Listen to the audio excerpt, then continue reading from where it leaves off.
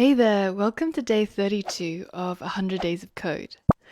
Now today we're going to be learning about email SMTP and the date time module. Basically, we're going to learn how to send email using Python code, and we're going to determine when we send the email using this date time module.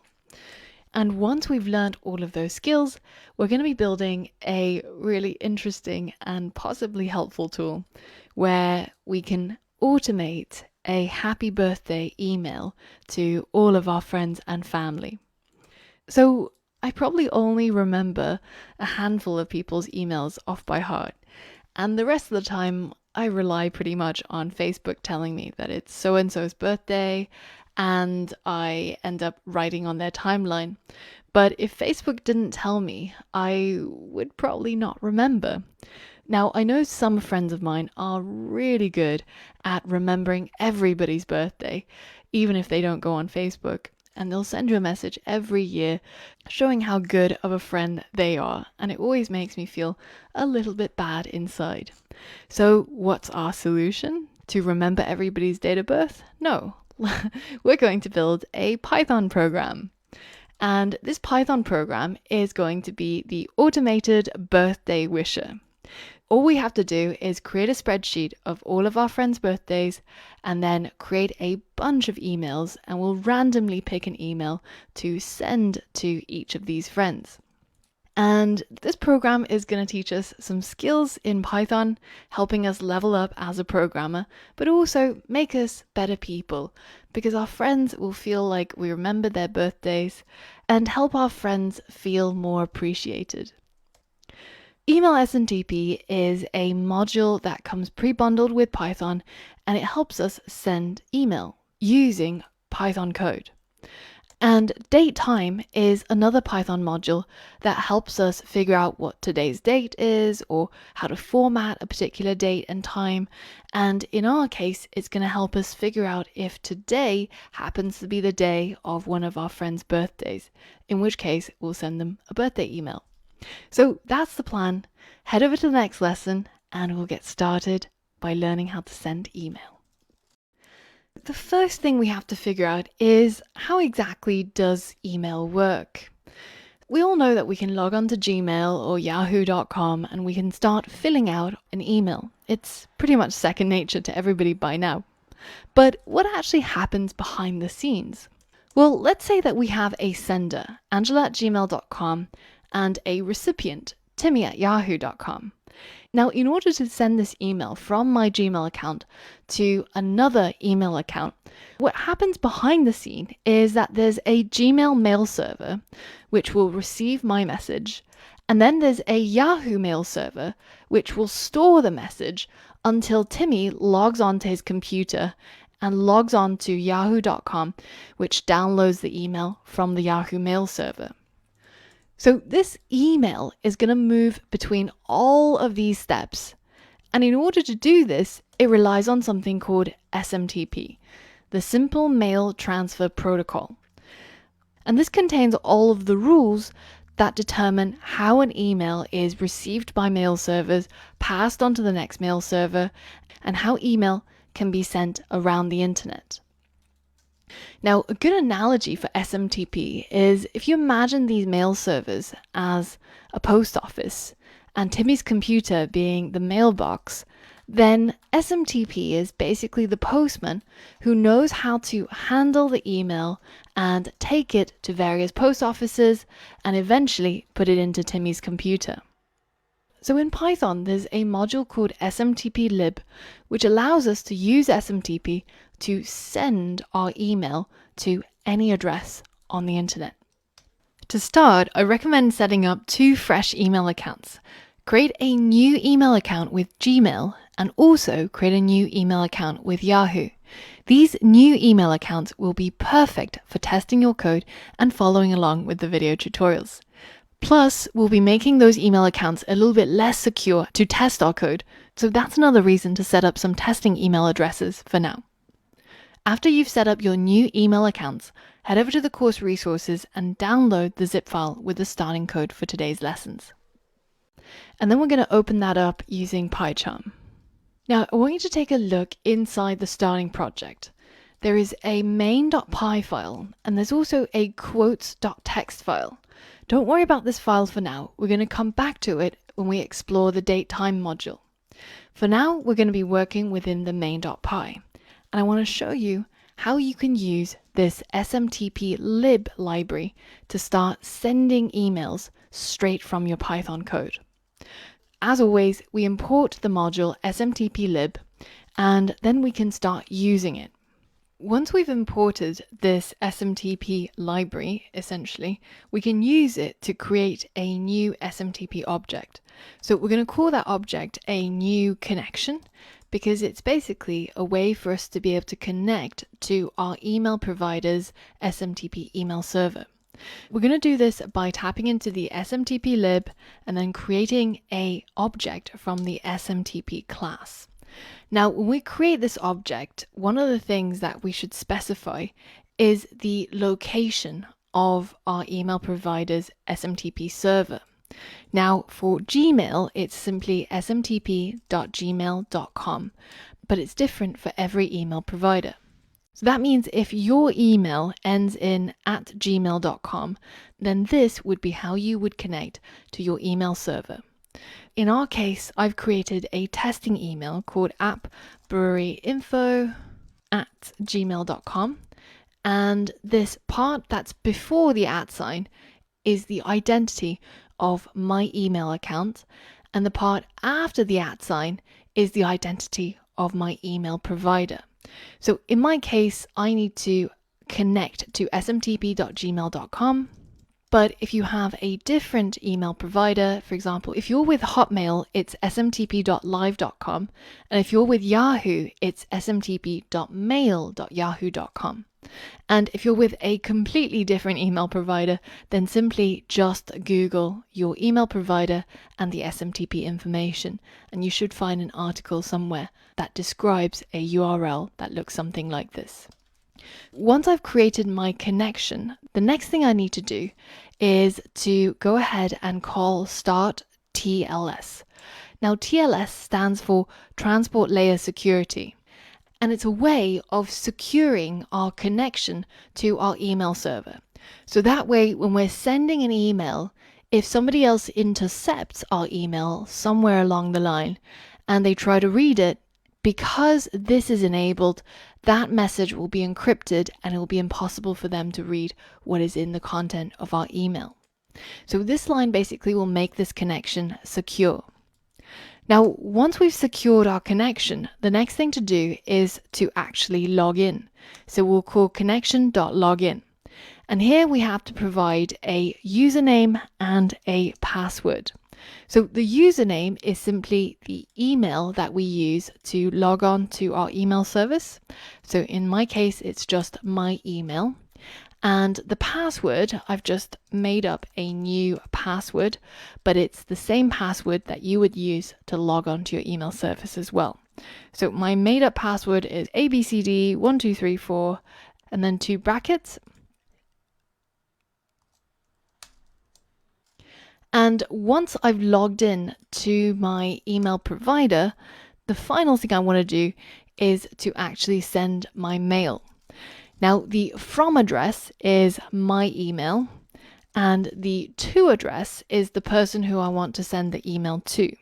So I've set up a new dummy account called appbrewerytesting@yahoo.com, and make sure that you haven't got any typos in your email, your password, the SMTP URL, or the recipient email address.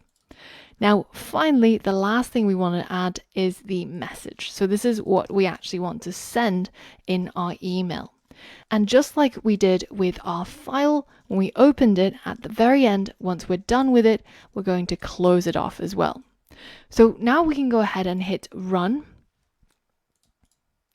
And you might get a number of errors at this point. Now, it's important that if you do get an error, then you first check to make sure that you haven't got any typos here, here, here, or here.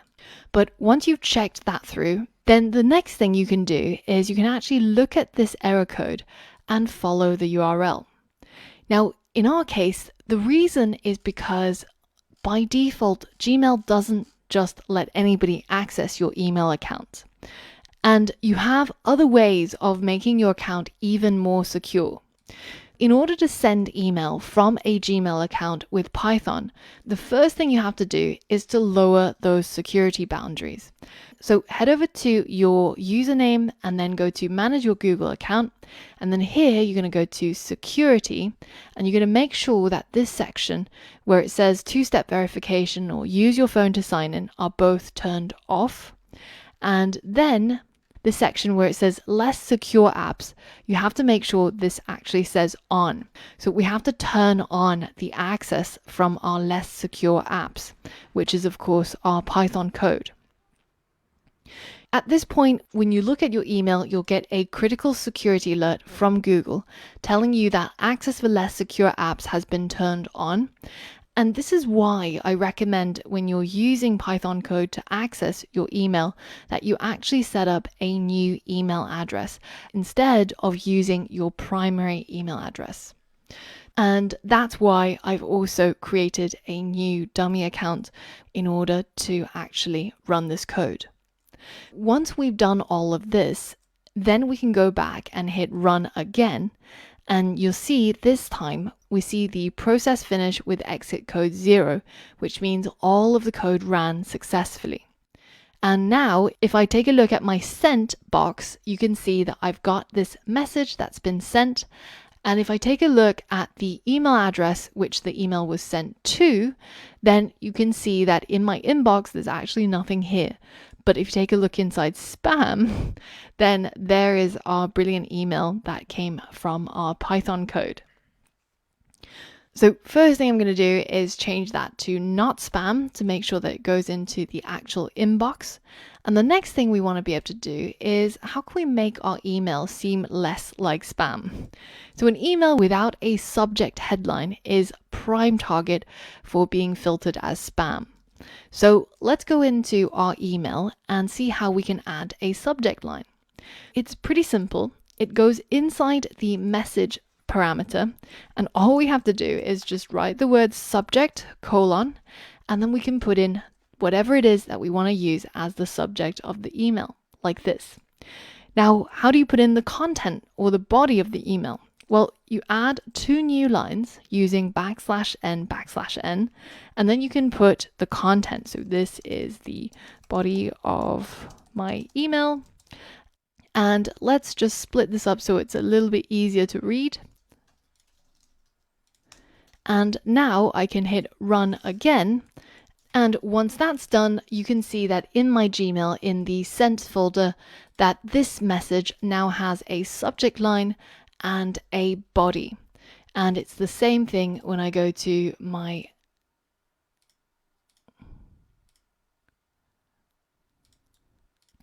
and when I take a look at this new email that came through, you can see the subject line and the body of the email being separated.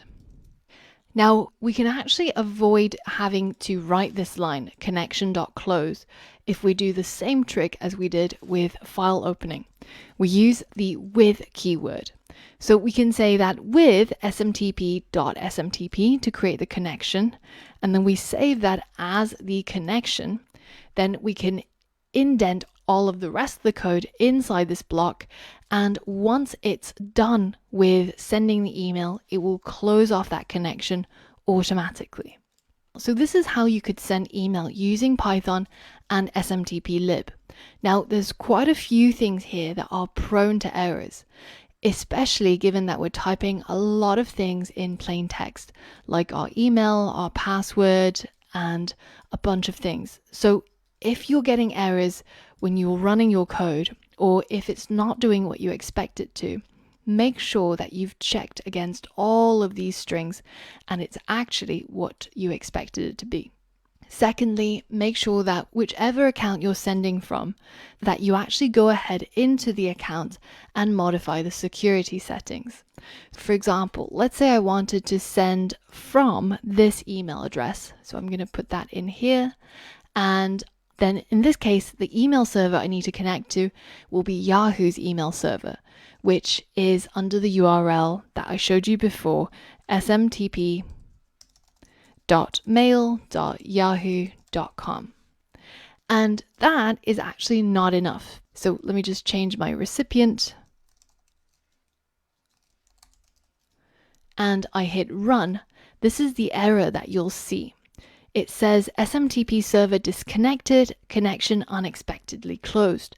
Now this could be down to a number of reasons, for example, a typo in this part, but also if your account doesn't actually allow less secure apps.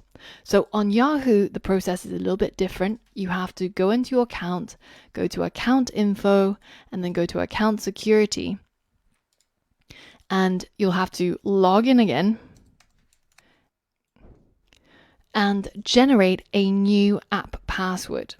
So we're going to create a new app and we're going to give it a custom name, Python code, and then click generate. And now we have a app password to use for our Python code. So now back over here, we change this password to the one that we just copied over. And now if I hit run, that error should go away and we should get process finished with exit code 0. And when I take a look over here in my inbox, I've got my email from appretesting@yahoo.com. So check your security settings, check your spam, and check that you haven't made any typos. And if none of that works, then just simply try doing everything I did in the video, but with a new email account that you set up with Gmail. Then you can use the same SMTP address and the same process that you saw in the video to try this out. In this lesson, I want to talk to you about the Python datetime module. This is a really useful module that helps us work with dates and time. Going back to our Day-32 start project, I'm going to comment out everything that's there. And then I'm going to import our datetime module. Now again, this is a module that comes preloaded with Python, so you don't have to install it. Now, one of the most useful things to get with datetime is the current date and time. And you can write Python code to get that from the computer. Inside this datetime module, there is a class called datetime, as denoted by the C here. And this is how you get to that class. So to get to that class, you tap into the datetime module, and then you get to the datetime class. Now, this is really confusing, so I prefer to rename the datetime module and give it a as, so we can shorten it to just DT.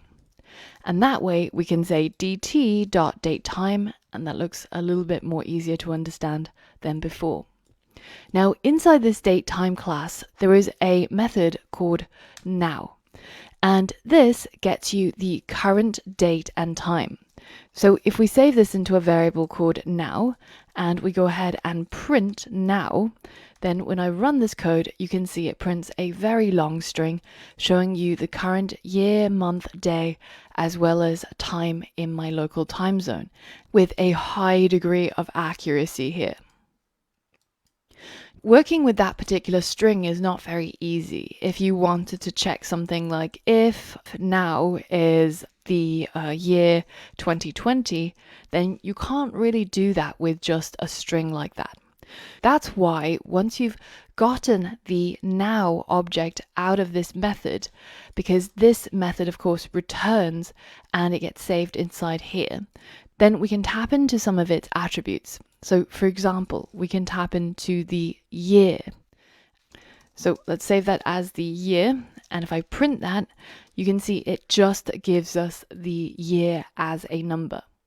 And if I do a type check on that, you can see that it has a class of integer. Whereas if I do a type check on now, it has a class of a date time object. So this way, if we manage to get hold of the year as a number, then we can say something like, well, if the current year is equal to 2020, then we will print something like,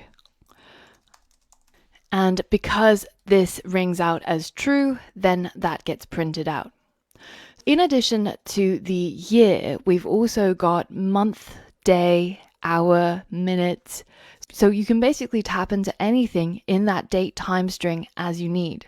So when you write now and you write dot, you can see that there's the year, day, month, hour, minute, microsecond, second, and you can get to the specific part of that date time that you need. You can even call other methods like weekday. For example, if we want to know which day of the week it is, so Monday, Tuesday, Wednesday, then we can simply tap into now and call this weekday method. And now if we print out this day of the week, you can see that it gives us a number. So remember that computers start counting from 0. So 1 means that it's actually the second day of the week, which is Tuesday, as you can see up here. So we've seen how we can get hold of the current day, year, month, and whichever property you're interested in for today. But what if we wanted to create a date time object of our own, setting it to a particular date of our choosing? Well, let's say that I wanted to create an object that stored my date of birth. Well, then I would tap into the DT module and create a new datetime object from that class. Now I get to specify, well, what is the year? What is the month? What is the day? And I can even go even more specific, like which hour was I born in? And you'll notice that in here, when you look at the parameters, the year requires an integer, the month requires an integer, and the day requires an integer.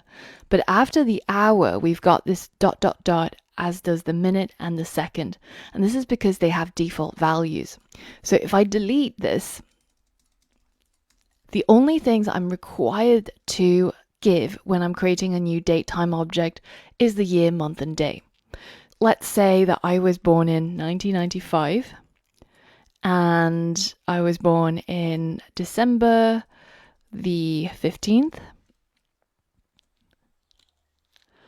Now, if I print this date of birth object, you can see that we get 1995, 12:15, and the time in hour, minute, and second are set to the default values of 0.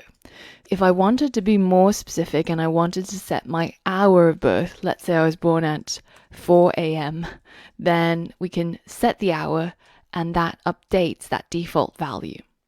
So now we've seen how we can tap into the current date time and also create any datetime object from scratch. Then it's time to put this into practice and use it in our project.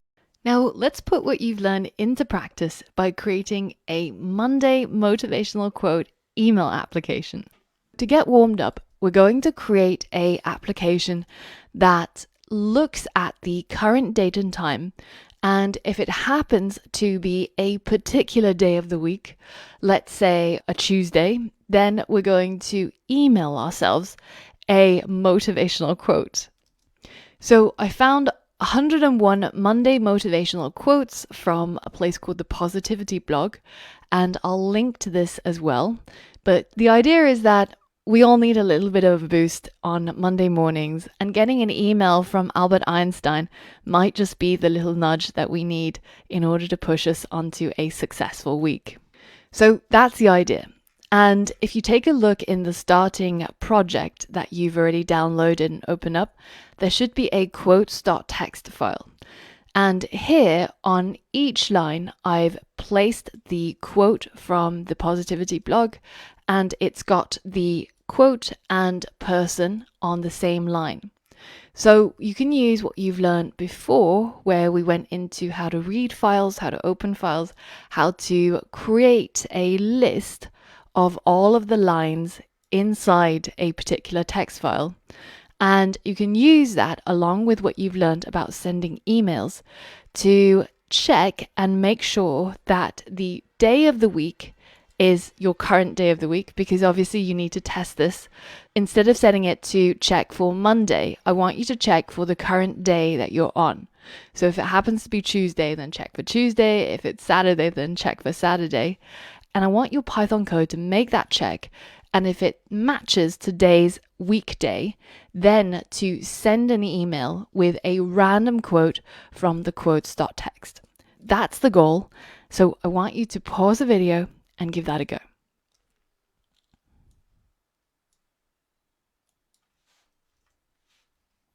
All right, so in order to complete this mini project, we first have to import those two modules we learned about, smtplib and also the date time module.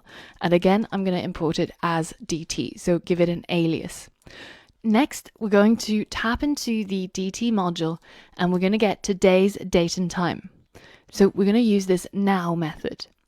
If now is equal to this, then today in terms of the weekday is equal to now.weekday. And once we've gotten hold of that, then we can check, well, if the weekday is equal to, say, Monday, which would be 0, then that means we're going to activate the rest of our code and send ourselves the email. But of course, in order to test our code, unless you have the patience to wait until next Monday and test your code once every week, then we probably want to set this to equal to the weekday that we're on today. So in my case, I'm on Tuesday, so I'm going to set that to equal to 1, at least while I'm testing my code. And once I'm done with everything, I can reset that to 0 for Monday. If the weekday is equal to 1, then we're going to initiate our email sending mission. But first, we have to figure out what we're going to send. So we're going to open up our quotes.txt, and I'm going to use the with, and then I'm going to use the open method to open the quotes.txt file that I've got right here, and I'm going to call this the quote file. Inside this quote file, I've got a bunch of quotes, one on each line. So we can use the method called read lines in order to get a list of all of the lines in this quote file. And I'm going to save it into all quotes. Now we can import the random module and we can tap into a random quote. So we'll use random.choice and we'll get a random quote from this list of quotes. Now that we've created our quote inside this with block, we can actually go outside of the with block and we can still access our quote. So if I go ahead and print our quote, you can see we've picked out a random quote. If you want to make an easy job seem mighty hard, just keep putting off doing it, by Olin Miller. And this is what we're going to try and send to ourselves using the smtplib. Again, inside the same if statement, we're going to create a new connection, which is created from the smtplib and the smtp class. Now, once we create this class, we have to provide a host. So that's the URL of the email server that we're going to use. Again, I'm going to use my email as my testing Gmail. That was appbreweryinfo@gmail.com. And then I'm going to put in my password as well as a constant. So this was ABCD1234 and then brackets. And then we can add our SMTP URL. Because we know that we're sending it from the Gmail email service, then I'm going to tap into the Gmail SMTP server. So that's smtp.gmail.com. And instead of saving this as a connection, I'm going to use the with method with SMTP as the connection. Then using this connection, I'm going to firstly secure it. So I'm going to start TLS, and then I'm going to get this connection to log me in. So the username is my email and the password is my password. Once I've logged in to this connection, then I'm going to finally send my email. Now, in this case, the from address is going to be my email, and the to address is also my email. I'm just sending an email from myself to myself, but it's going to have a different piece of content every time it sends it. And that message is going to contain that content. So I'm going to change this into an F string because firstly, I want to have a subject, which I'll call Monday Motivation. And then we know that we can add the content by adding 2 line breaks. So let's format this so that it's easier for you to see. And I'm going to put it onto separate lines like this. Now, after these 2 new lines comes my content, which is basically going to be my F string that's going to insert my quote right here. So now with all of that done and making sure that our weekday is set as the same day as today. So weekday equals 1, that is Tuesday. Weekday is 0, means it's Monday. Then we can be sort of sure that this code is actually going to run. So now if we run our code, you can see the quote being printed out here by Bertrand Russell. And if we go to our email, you can see that email from ourselves. Monday motivation. One of the symptoms of an approaching nervous breakdown is the belief that one's work is terribly important. So I guess today's motivation is to not take ourselves too seriously. But this is essentially what we're looking to achieve. So hopefully you managed to get that working. If not, you can take a look at my finished code, including all of the previous sections on SMTP lib, sending email, as well as date time in the Day-32 ending code that you'll find on the course resources page.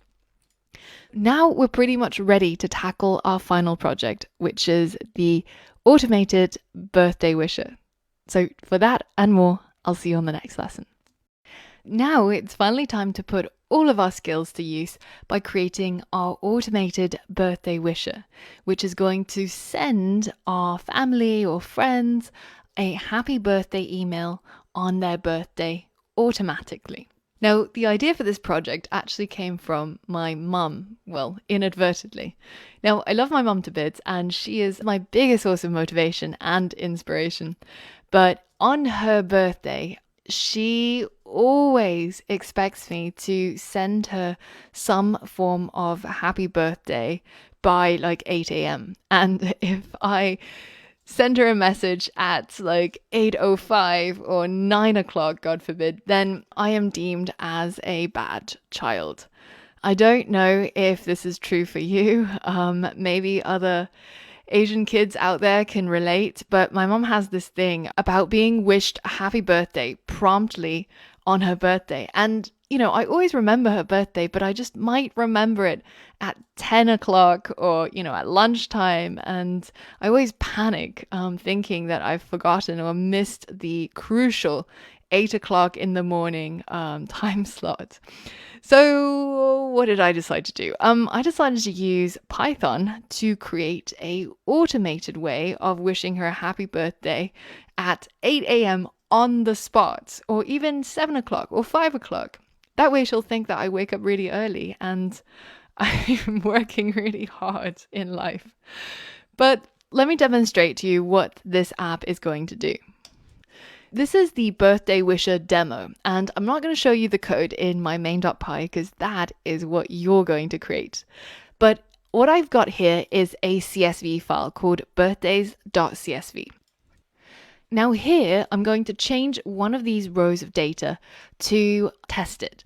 And I'm going to change the month to the current month, which is July, and the day to the current day, which is 14. So I'll change this, which corresponds to this column of data, to 7, and then the day to 14. And then I'm going to hit save to save that data. And now I'm going to run this code. And what it will do is it'll check against all of these dates inside my birthday CSV, it'll find that one of these rows of data actually has a month and day that matches today, and it will pick a random letter from one of these text files and replace this name placeholder with the name of the row of data that actually matched today's date. And then it's going to send that as an email to this email. So now if I go ahead and hit run, and once that process is finished, we can go and check our email. And you can see that email show up here with a subject line of happy birthday, and it's replaced the name of the person whose birthday it is right here inside that name placeholder. It sent the rest of the message, and this was all done automatically. As you can imagine, if I change this back to a random date, if our code was running in the background every single day, checking to see if today's date matched one of these dates, then the day when it actually matches, so on their birthday, it's going to pick out their name, insert it into one of these letters randomly, and then send it to them as an email. And the reason why we have 3 letters is just because so that they don't actually clock on to the fact that it's the same letter being sent every single year. The ethics of this whole project is really up to you to decide. I don't actually do this in reality. I just live with being told that I'm a bad child by wishing my mum happy birthday at 10 a.m. instead of 8. But in terms of Python programming, this is going to be a really interesting project because it's going to use a lot of the things that you've learned before, like pandas to read CSVs, or replacing text, doing mail merge, using built-in Python ways of opening and reading files, and also, of course, what we learned recently, which is the datetime module and the SMTP lib. Now, the starting project I've split into 3 difficulty levels. So depending on how comfortable you feel with the things that you've learned in all of these 32 days, you can pick which level of starting project you want to use. Obviously, if you go for the extra hard starting project, it's not going to have a lot of hints in there. It's going to tell you generally what the program needs to do, and it's your job to figure out how to actually implement it using maybe Google search or Stack Overflow or looking through some of the past lessons. This is going to be the extra hard version. And then there's the hard version with some hints, but not a lot. And there's the normal version where I've put in a lot more hints that will make it a little bit easier for you to write out all the code. So depending on how confident you feel, head over to the course resources, pick the difficulty level for your starting project, and then go ahead and try to complete this project. Now, I hope you've given this project a good go, because I'm going to now go through the solution for the normal starting project. Now, the important thing to stress here is that if you used one of the hard starting project or the extra hard starting project, you might have ended up with a different method of doing the same thing. And often I get students asking me, what is the right way of doing things? And this is not really the thing that you should focus on. Instead, use your creativity, use your skills, and make sure that your program does what you want it to. There is no real right answer. It really depends on your preferences or even what it is that you know how to do. If you can get this project to work using just your own skills and a bit of Googling, a bit of Stack Overflow, as long as you manage to get it to work, it's way more important than what is the right way of doing things. So all of that, I'm trying to say that I'm going to go through the solution, but don't view this as the ultimate solution. And if you did it a different way, that's totally fine, as long as it works. All right, let's get started. So here I've got the starting file for the normal starting project, and I'm going to go through each of the lines line by line to create our final birthday wisher project. The first thing the instructions tells us to do is to go into this birthdays.csv and update this with some birthdays of our friends and family. So I'm going to replace all the data that's currently in here, and I'm going to add some data of my own. Now, the thing that we have to do in order to test this code is to make sure that one of these rows of data actually matches an email that we can access and also today's month and day. So today is July 14th, so I'm going to update those two numbers, and the year doesn't matter so much in this case. Once I've done that, I'm going to hit save, Command S, or just go to File and go to Save All. And you can also see the shortcut for your particular operating system there as well. Now, inside my main.py, I've now completed this step, so I'm going to go ahead and delete it. Now, step 2 is the hardest, and here we have to check if today's date matches a birthday in the birthday CSV. The first thing I'm going to do is I'm going to import date time, because that's going to be crucial for me to be able to figure out what today's date actually is. And in fact, that is what hint 1 says. It says to create a tuple from today's month and day using the date time module. This is essentially what we want to create. So how do we get hold of today's month? Well, we can use the date time module and then the date time class, and then we can call now, and we can get hold of the month like this. Now, we can simplify this in a number of ways. We can create an alias for date time as dt, so then we can shorten this by a little bit, or you can shorten it even more just by saying, well, from the datetime module, let's go ahead and import just the datetime class. That way you can actually set this to simply as datetime.now.month. Then we have to get hold of today's day, so we could copy this, and instead of getting the month, we could get the day. So now we've created today. Now you can of course split this into two parts if you find it easier to understand. You could say that today, well, is equal to datetime.now, and then today tuple is equal to a tuple, which is today.month, comma, today.day.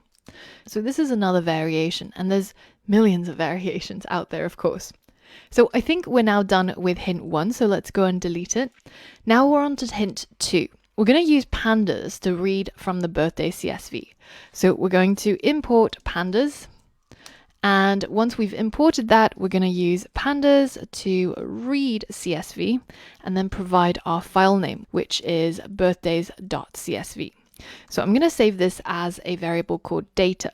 And remember, this is now a pandas data frame, which we can use to do a number of things with, including using these instructions to create a birthday dictionary. So what we're going to do is we're going to create a dictionary comprehension, and I provided the template here for you already. So you can use that iter rows in order to iterate through our data frame that was created here. So data.iter rows. And then we'll get hold of the index of each of those rows and also the data in each of the rows. And then we could create a new dictionary with a new key and a new value from all of these things that we've iterated through.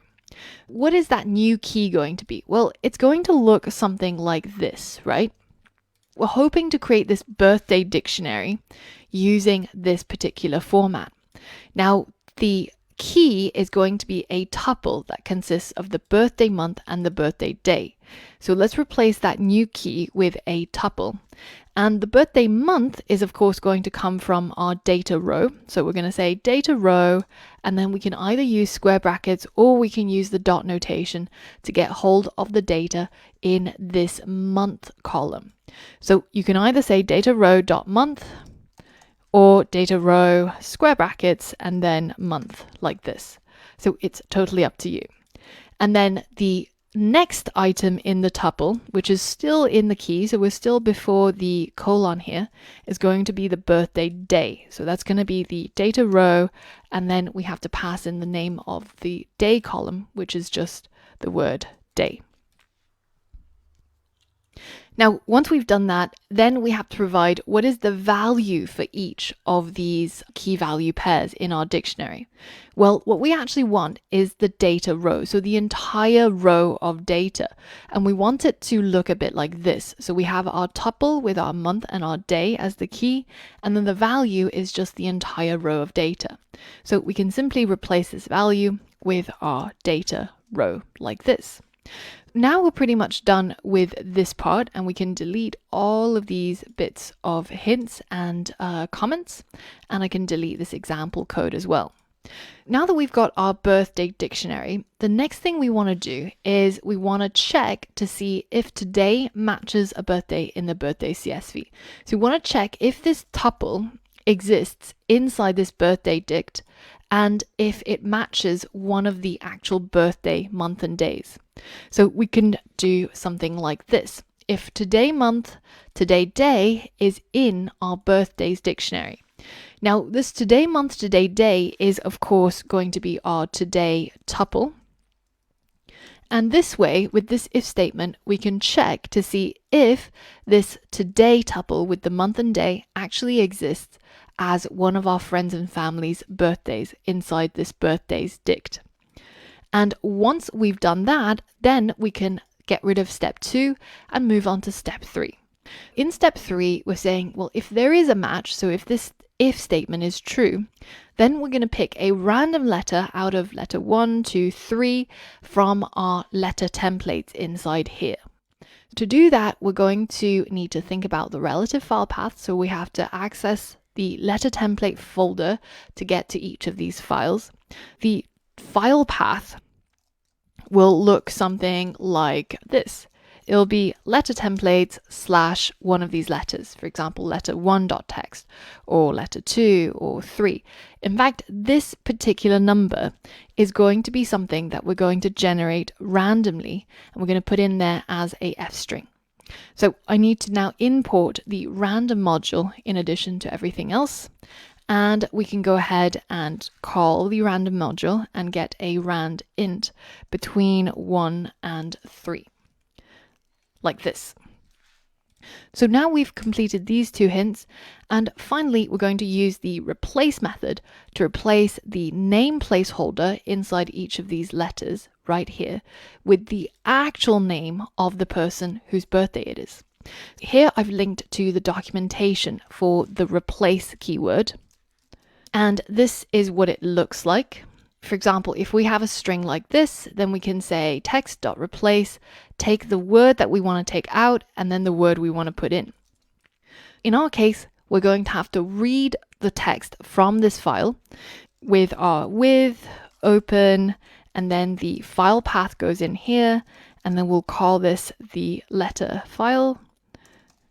And then from this letter file, we're going to get the contents by reading from this letter file.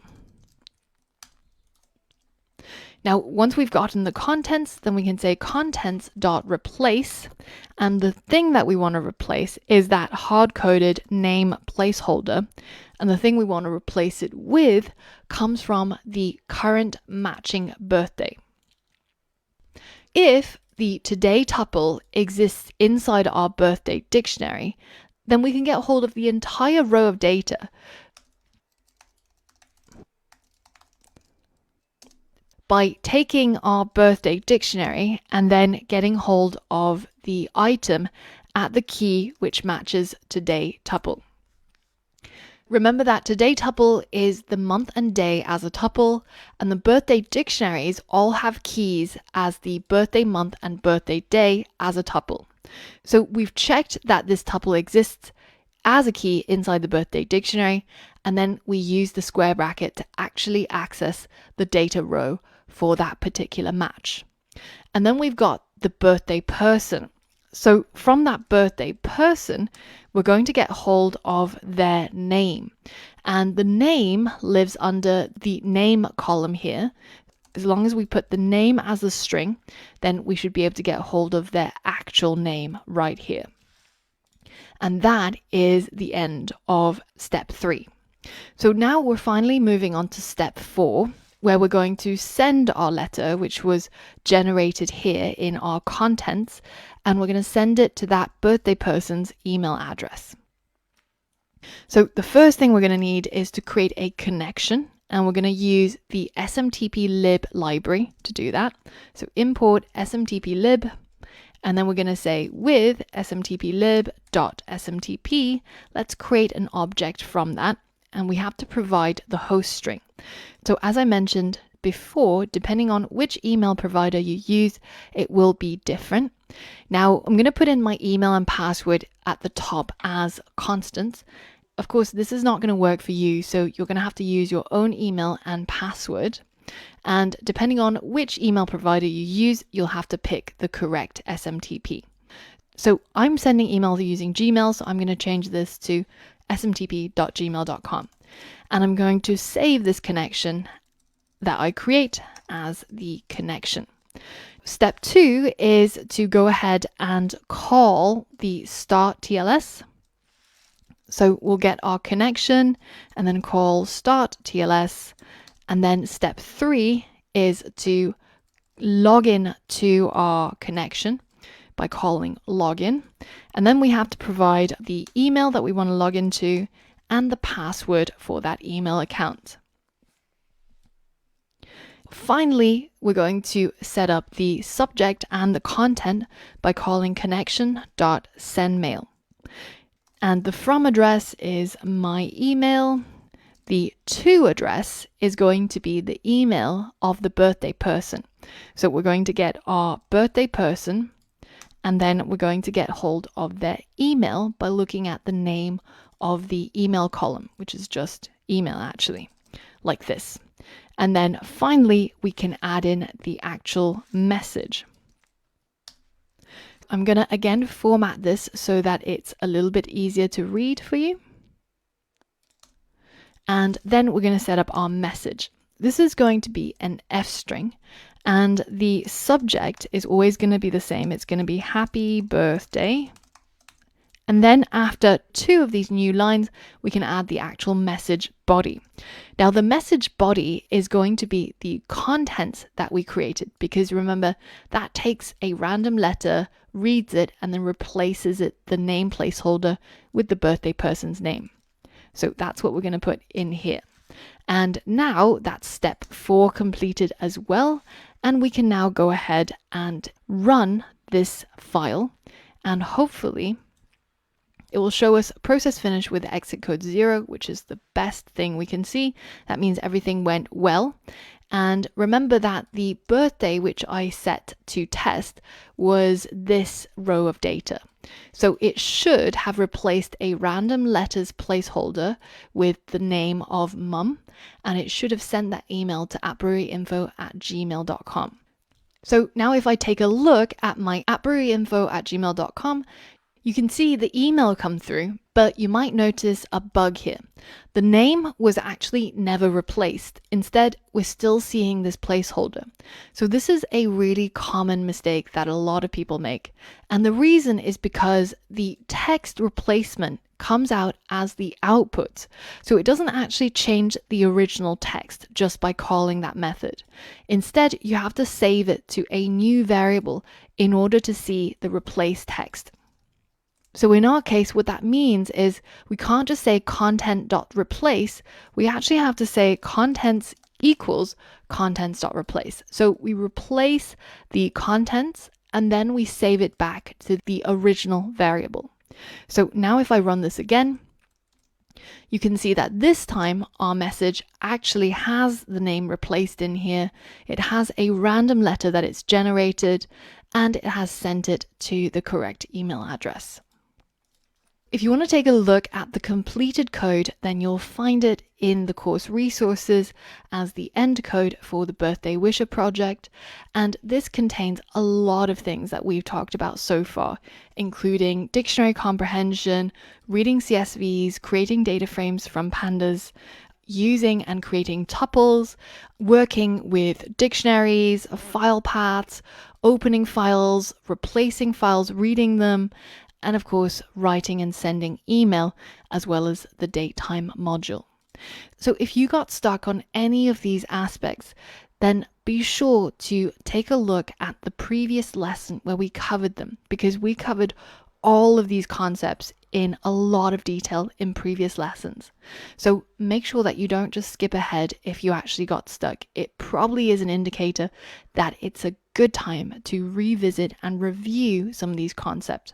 For example, if you got stuck on dictionary comprehension, then go back to the lessons where we did list and dictionary comprehensions and try out some of the exercises again, just to refresh your mind. Now, if you got stuck on working with the iter rows or the data that comes from our pandas data frames, then go back to those lessons where we talked about CSVs and we talked about pandas, because nothing here is new, but it does require your understanding and your ability to know how to apply the knowledge that you've learned before. Now, the final thing I want to show you in the next lesson is how to get this code to actually run every day, so that it can actually check every single day to see if it needs to send out a birthday email. So for all of that and more, I'll see you on the next lesson. In previous lessons, we completed our automated birthday wisher Python project and also the motivational quotes on Monday's Python project. But at the moment, you'll notice that this code is only going to work to continuously check to see which day it is currently, compare it against the birthdays, and then run the code if this code is actually running constantly in the background. Now, you could, of course, open up your project in PyCharm, hit run every single day and make sure that it works. But that's actually more effort than wishing somebody happy birthday manually. So what do we do instead? Well, we want some sort of way where we can host our code in the cloud and run our code every single day. So one way of doing that is using a service called Python Anywhere. And they have a free tier where we can do exactly that without having to pay anything. Head over to pythonanywhere.com and go ahead and sign up for a new account. Now, once you've signed up and signed in, then you want to go ahead and start adding some files. Head over to the Files tab right here, and we're going to upload the files that's currently inside our Birthday Wisher project. So that's our main.py, our birthday CSV, and also our letter templates. Now, we want our letter templates to be inside a folder, so we're going to create a new directory called letter templates. Make sure there's no typos there. And then inside this directory is where we're going to upload these three files. So letter 1, 2, and 3. So now we've got our letters inside home/appbury/letter templates, and inside appbury we've got our birthday CSV and our main.py. So now we're going to go into our consoles and we're going to create a new bash console. So we're going to click on this link right here. And then once all of that's loaded and you see this $sign right here, we're going to type python3 main.py. Now you might see this error right here, the SMTP authentication error. And this is something that happens because our Python program is trying to log in to our email, and our email provider, in this case it's Google, is actually blocking it. So we can copy this URL, and you can see it ends right here because there's a space there, and we can paste it into the address bar, and it takes us to this problem. I can't sign in to my email client. And this is essentially what our Python code is trying to do. So what we need to do is click on this link to display the unlock captcha. We click continue, and it's now enabled our code to sign in again. So we have to go back and type in exactly the same as we did before, python3 main.py, but this time it should complete without giving us any errors. And it does that by showing us the $sign again and our prompt. And now if I head back into my email, you can see that this email was actually sent because the code was initiated inside Python Anywhere. So going back to our Python Anywhere dashboard, we can go to the tasks section to actually schedule a task to run. Now to set up a scheduled task, we're going to type the same command that we did in the console, which is python3 main.py. And then we're going to schedule this at a particular time. And the server time is based on UTC. So you can take a look at the current time in UTC by typing in UTC now into Google. And you can see right now it's 12:09. So if I go ahead and schedule this for 12:10 and I hit create, then at the time when this particular time hits, when it becomes 12:10, then our command should be run and we should see a happy birthday email show up in our testing Gmail account. So right now UTC has just gone to 12:10. And so if we wait for this scheduled task, we can click on this button to view the task log. And you do have to be quite patient because sometimes it might take a while before that task actually gets executed. So just keep checking the task log until you see this happen. Completed task at 12:10:56, so at the end of that minute, took 16.92 seconds, return code was 0, which means it was successful. And now we can see that email show up in our Gmail account, and this was completely automated and it was done by Python Anywhere. So now if we have that code running in the background, every day you can get it to run that code at this particular time or another time of your choosing. In fact, if you're not testing it, you can actually get it to run much earlier. Let's say maybe 7 o'clock UTC. Then it'll send the email out in the morning.